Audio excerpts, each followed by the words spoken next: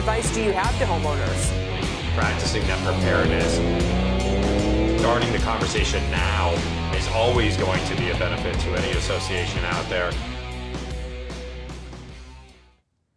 And welcome to Recovery Report Live. We are here at the Griffin Studio for another incredible episode. We have an awesome guest joining us today. But before we get there, I want to talk about all the things that are going on in our marketplace that are impacting both here locally, South Florida, as well as in the Northeast and throughout the country as the migration continues to happen, as the storms continue to roll in and things continue to evolve on the pandemic side, as whether it's on the government side or if it's on local jurisdiction regulation, to all the impacts that are happening, the rollout of the vaccine programs and the controversies around that, and how that is all impacting our businesses and our communities and the decisions that you need to make.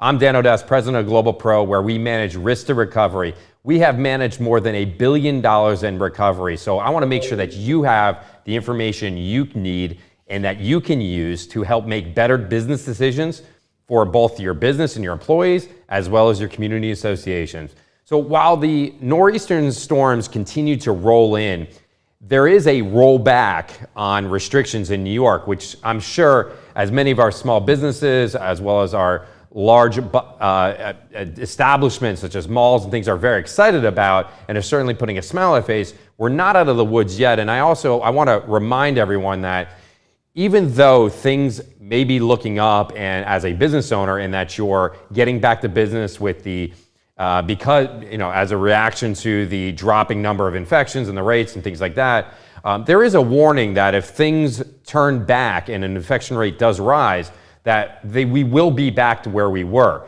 So it's very important that we don't lose sight of our claims.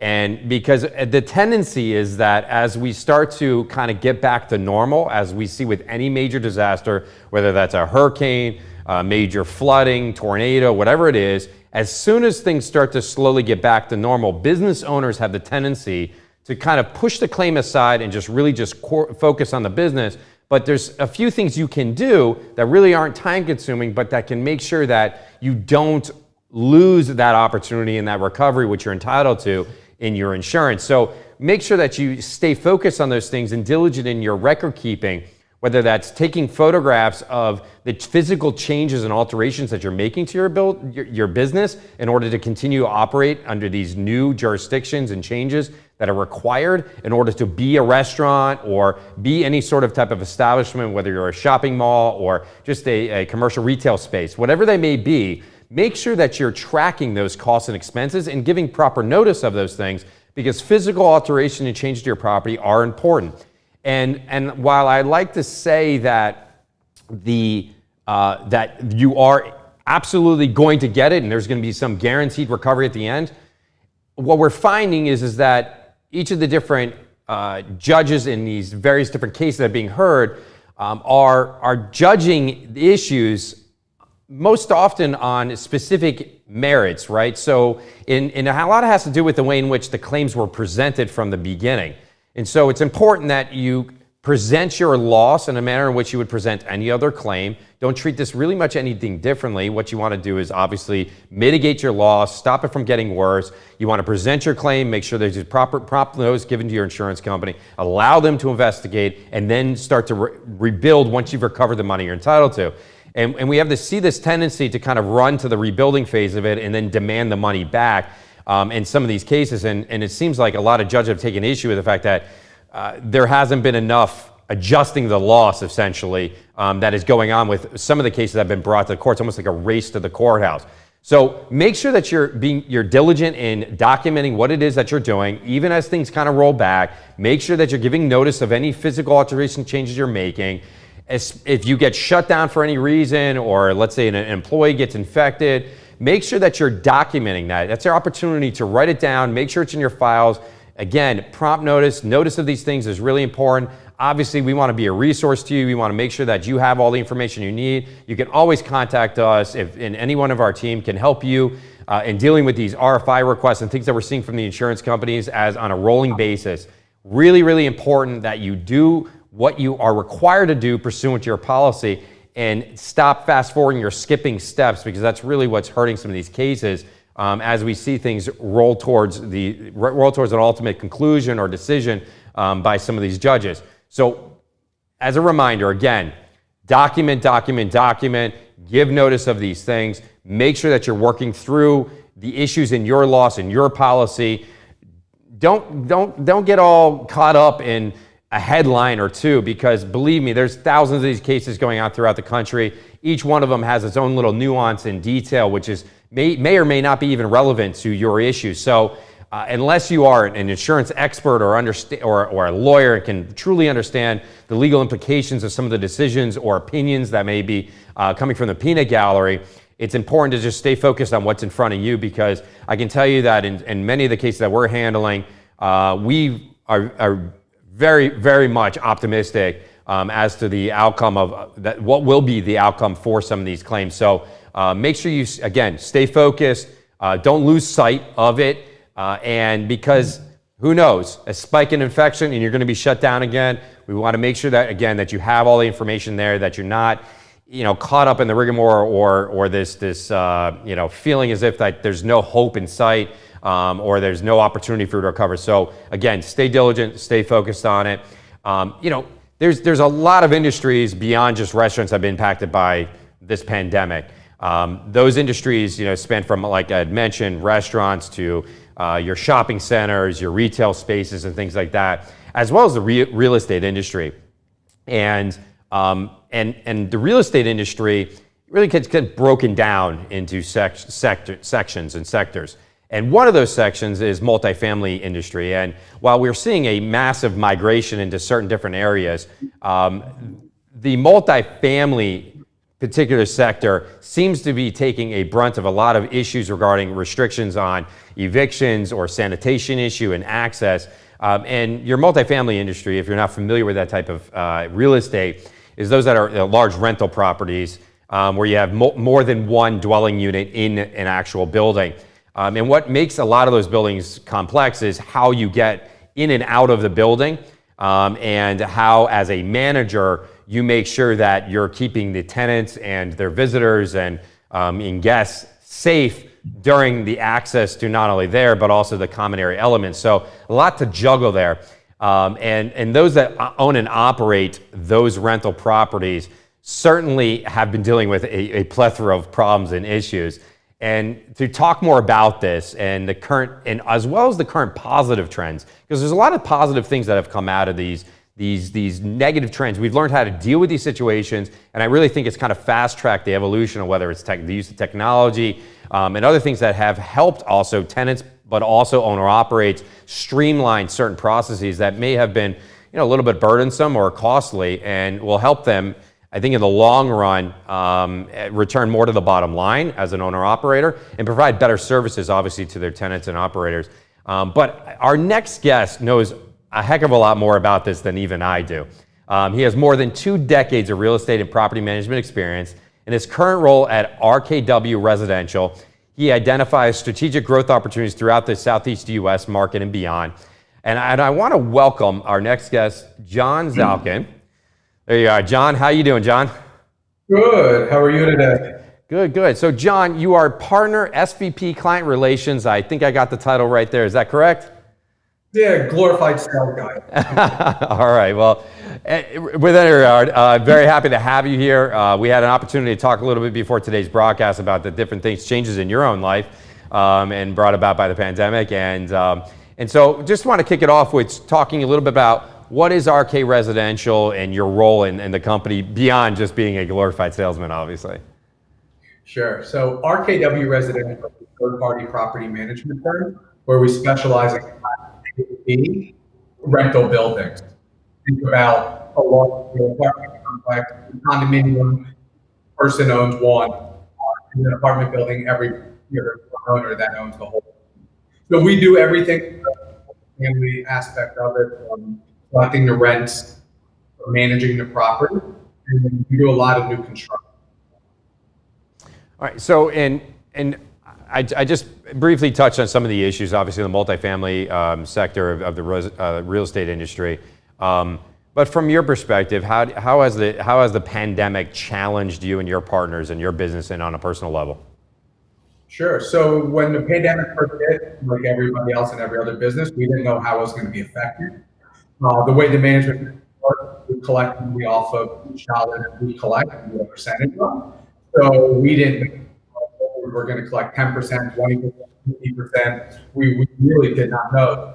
The first month or two, we were trying to gauge what was happening because the pandemic really, we had already collected the first rents. We had to wait till April, and then we had to wait till the first month. And if you remember, they immediately put in the unemployment there. So we weren't really sure what would happen. We have just a little bit. We have about 25,000 units that we manage, ranging from the county down in South Florida. So we have a lot of different buildings, and what we started seeing pretty quickly in June was the major in the rental industry that people were still figuring out. But what we started in South Florida and the service industry, waiters and bartenders, nightclubs, Florida has a cruise industry and tourism.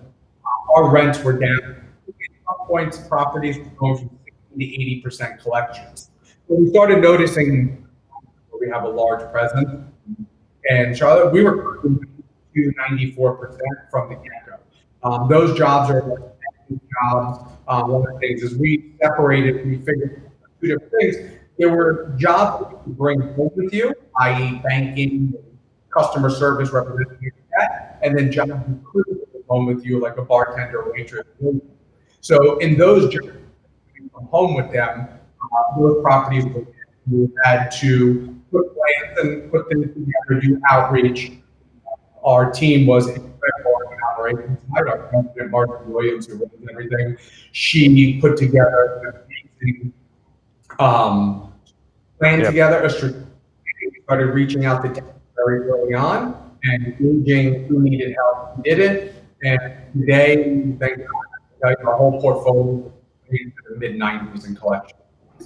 Yeah, so a lot of challenges, and obviously your team has dealt with them at a high level, and it's again, I think there's a lot to learn from, and I touched on it earlier, from this pandemic. It's really just forced everyone to kind of think a little bit differently about what's going on, and certainly some of the moratoriums on evictions and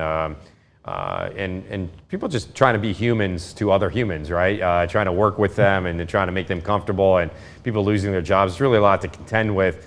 And being responsible for their home, I'm sure adds a whole nother element to it, making sure that their properties are accessible and that you're working with them obviously to an extent. But one of the things that we've obviously seen in our market is, particularly South Florida, is a absolute sharp rise in demand for real estate assets.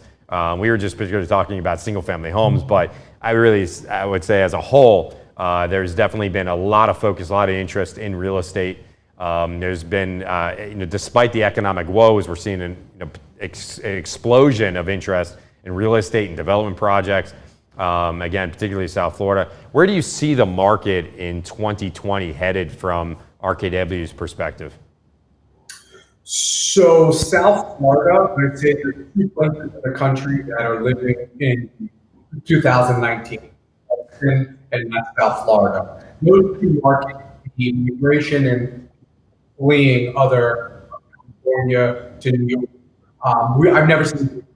We were talking before. I was in Miami by real estate with a family. My family was a real estate player.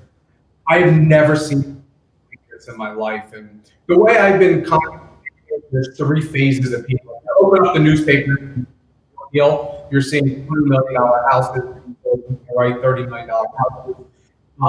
We have a few clients who are part of that group in the Palm Beach market, as well as South Florida, who have come in and bought very expensive homes, and they're living here full time. And then they started buying real estate in and around South Florida. And the way I've been explaining it to them and other people, tier one is that person we may know of, but don't know personally. And those are the people that have come in here and they spend millions of dollars a year in terms of from keeping the houses, the cars, boat, shopping, eating. That's a whole other level. small group. But that group, those individuals have now started bringing their team down, whether it's financing, real estate, banking, all different industries. And those are the people that spend 100,000 plus figures a year. And those are 6, 8, 12, 15 of those people, maybe 100 of those people into South Florida. The third tier, which is not being talked about, and what I believe is the future, is going to be job growth in Florida. And the reason why is if you work in New York or California, these places, and you want to have a job right, the place that you're coming from. So the workers and the people who make the world go round, great workforce housing, is all going to start coming. And that's going to be the difference, because where there's money, there's jobs, and there are people who want to feed their families and themselves. So we believe that's going to be the story that's going to be told in the next 3 to 5 years, is the job growth, and that's continually through all the assets. One asset that people are putting capital to, looking for, and that. Keeping on like the expanding, obviously, real estate market and the job growth potential. One area, obviously, with the growth of with the influx of people coming down and the migration and the demand for these multifamily properties, how has the pandemic impacted the role of the property manager? Is it changed in any way? You have a lot of new and different people down here that you otherwise living actually full-time, not part-time anymore. So how has that impacted the role of the property manager? So one of the biggest impacts we had, and we were starting to roll this in slowly in 18 and 19, our guided tours became the big thing. Virtual tours, self-guided tours, where you want to come to our property. In the first 3-4 months, we were doing residential, so we had people on, but we weren't really seeing leases happening. So as things became normal, we started implementing a lot of technology that allows people to come back. So let's say you came in for a property, and then you want to bring your wife back with another. You can come back after a with a fob that's sent to your phone, and you can get access into the unit. Everything is all documented. That was one of the big things that we saw, where people really bring technology. Thank God this happened in 2020 and not 2010, because for all of our businesses, how we're talking right now would really not have been doable. So we saw that, and then we also saw what, in a good way, the community come together. We actually had one of the first COVID cases in North Carolina, Charlotte, and a blog actually wrote the story that one of our partners, somebody tested positive. This was the early days, right? This was, I think, the second week of April, or first week of April. And the community came around the block, kind of like saying, hey, don't show the property and don't show the people. This is a great property, and you're doing everything they can.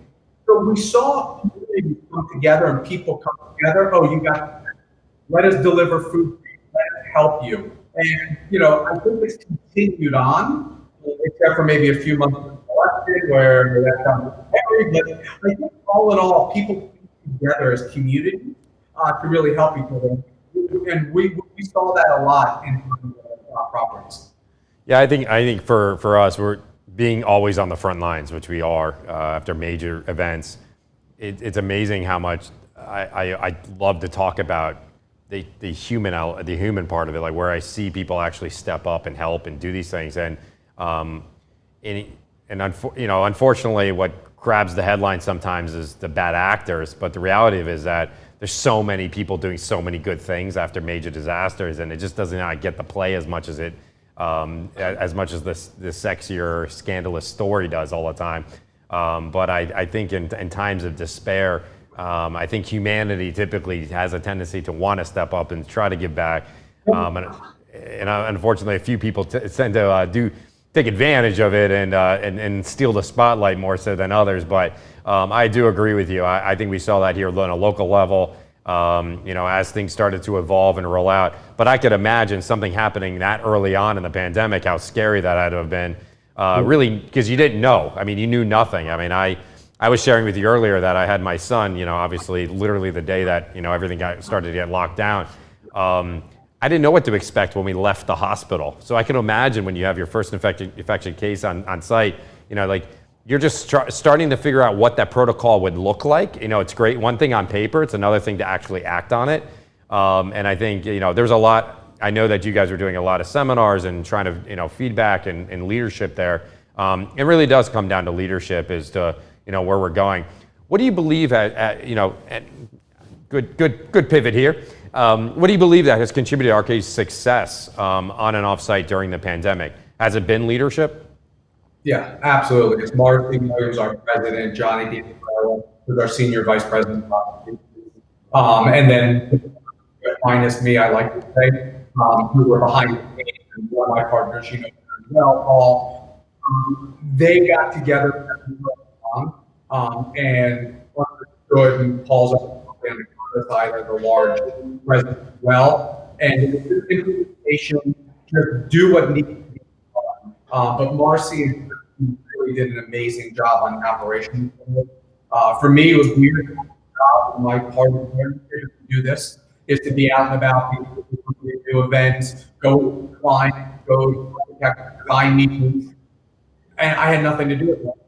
A podcast that you're doing, and I was like, I don't know what to do. And I felt that if I could get the smartest people I know out there and start talking to the debt guys, the equity people, the ownership groups, all of the things to get an understanding of what was going on. And we all did our role trying to help, but the operational side of your business too. There's always the boots on the ground, people in the desk, the people that are actually doing the work are the most important part. And you can have, like Mike Tyson said, a plan until you get put in the face. And once that's what you really see the resolve and how a company is run and how leadership is it, and to sit a little bit outside because I'm not involved in operations and watch the leadership and ownership of RKW pull everything together and do it was amazing. We grew last year, I want to say 22% throughout the pandemic. We brought on more units than we brought on in our life. And because word got out pretty quickly in our operations and we really didn't. And it's kudos to the team.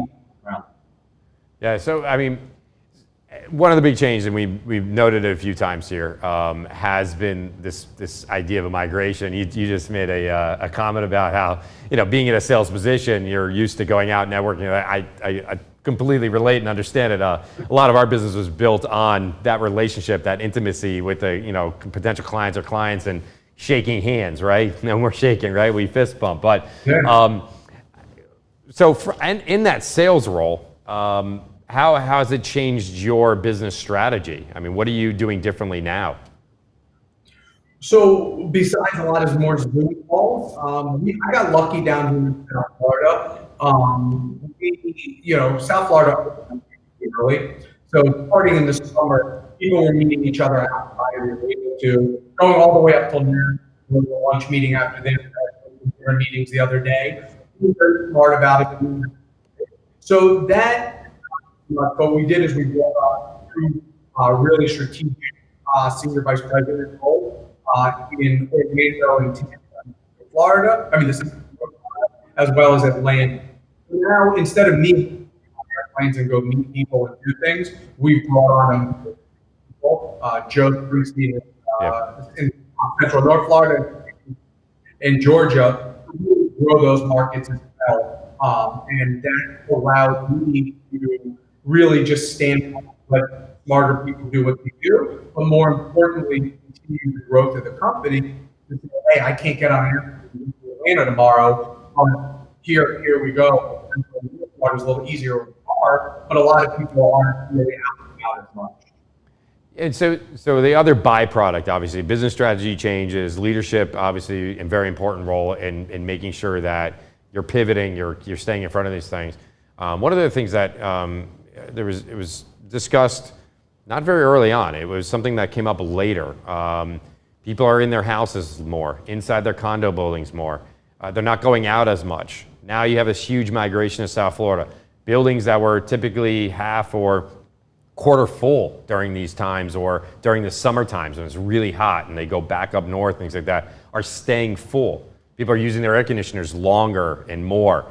How have you seen the impact of this migration on infrastructure in the buildings that your team manages?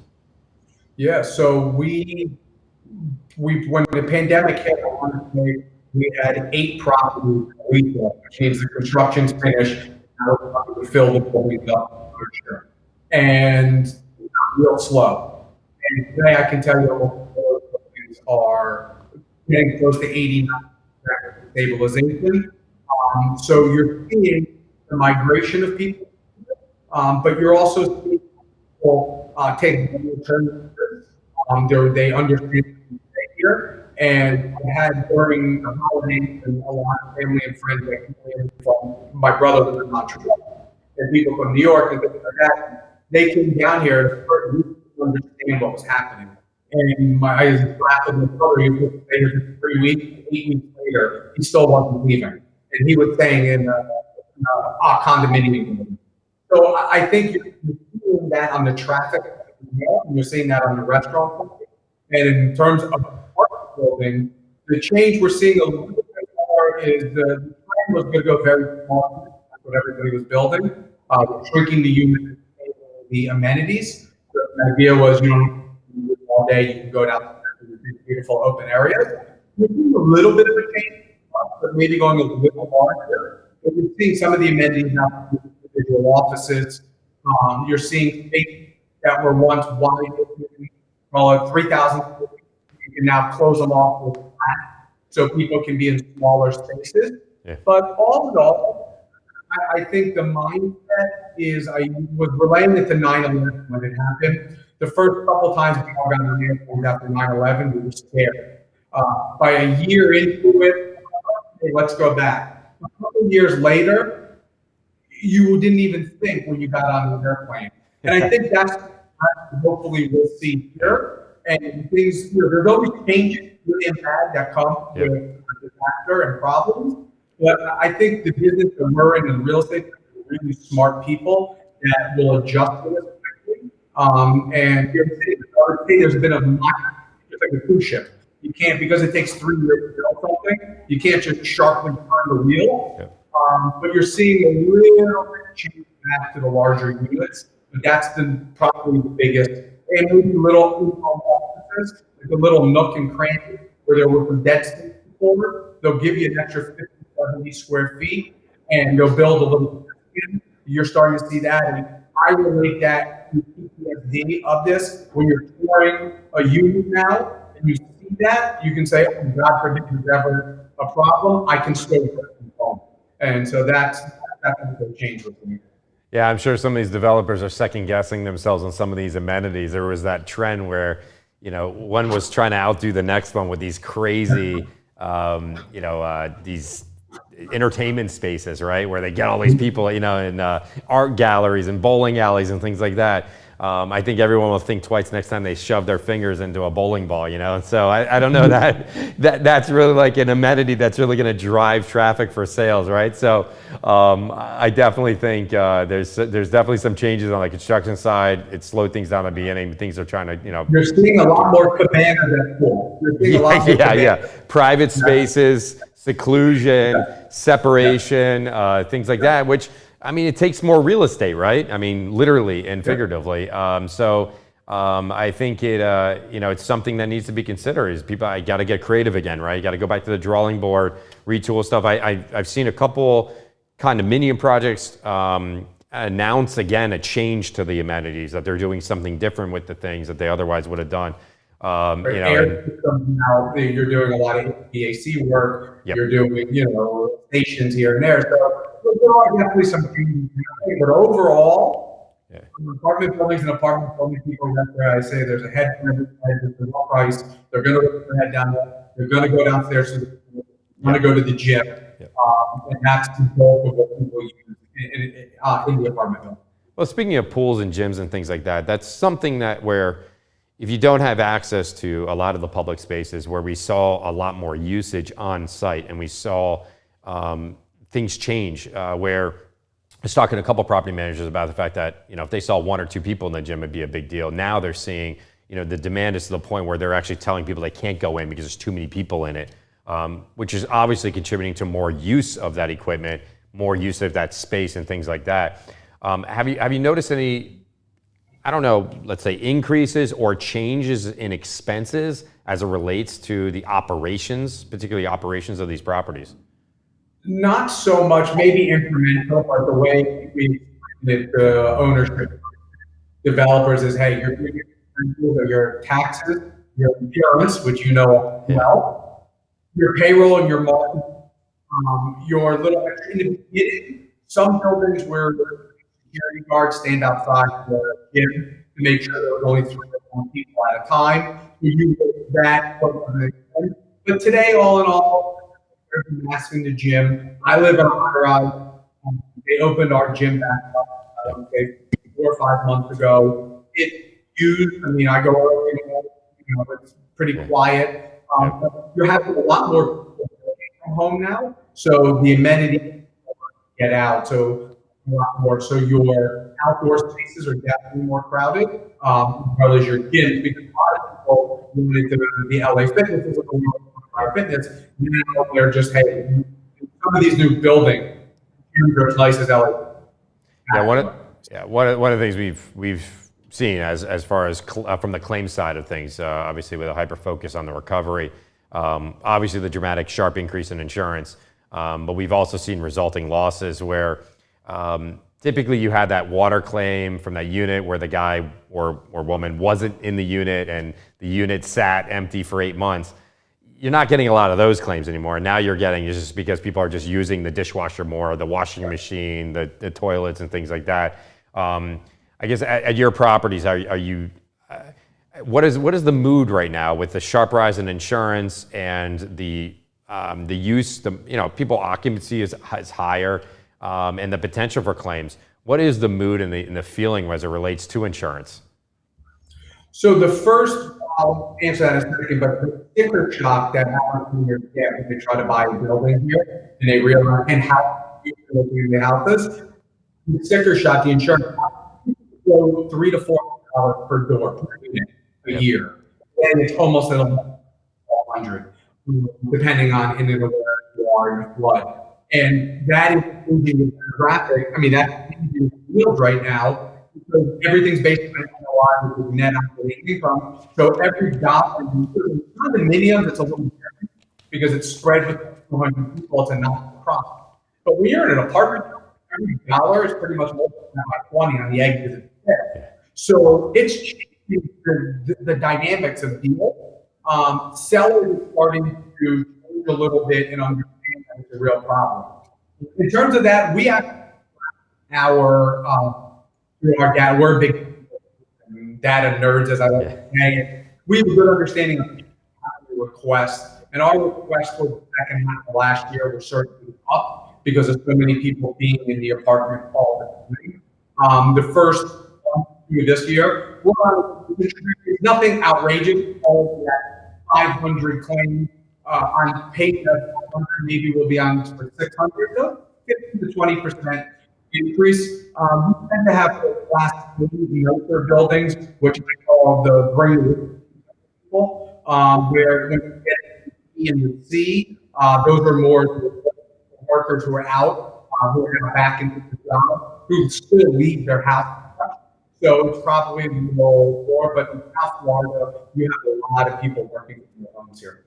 Yeah, no, it's something that we've seen a trend change. It's just, again, trying to understand where things are going to go and trying to anticipate those too. As you try to anticipate real estate changes, we're sitting here trying to anticipate insurance changes. It's all interconnected and related, and that's why we talk a lot about insurance and real estate on this show all the time. People from all the different sectors, because when you see the changes in the insurance, you see the changes in the real estate. It's kind of like they're tied together, right? So in a lot of regards and respects. So what's next for RKW as we, 2021, we're halfway through February. Any new big projects on the in the forecast? Yeah, so business so far, the first month of the year has been amazing. Growth. As I told you before, we concentrating on the central and north Florida markets. Yep. With Joe and with George, who just took over in Atlanta, 2 new properties for one of our big institutional clients who are opening.